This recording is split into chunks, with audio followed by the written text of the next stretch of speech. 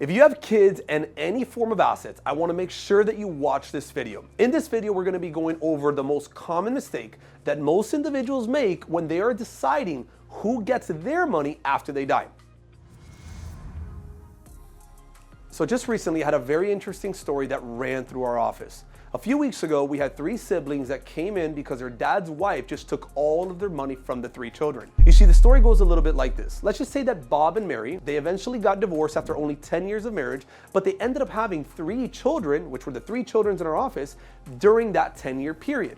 Now, a few years later, Bob decided to remarry, and since then, Bob has now been married to his new wife for about the last 25 years. Turns out that now Bob passed away about 1 year ago and left all of his money to now his new wife. And he asked his new wife to leave anything that she doesn't spend to his 3 children.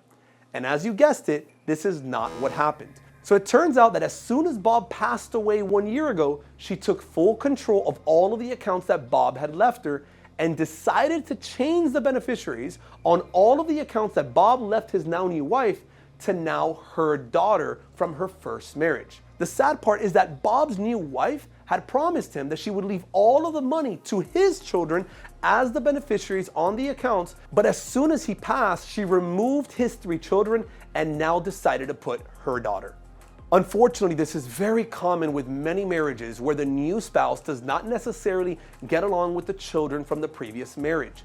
And as you go through your financial planning, most people are constantly only paying attention to their investments and the performance of it, but most people don't stop and think about what's the impact that this is going to bring when we are not around 5, 10, 20, 30 years down the line. You see, this could have easily been avoided if the proper estate planning was in place from the very beginning, and the funds would have just been assigned to a trust that had to follow certain criteria that he had designed.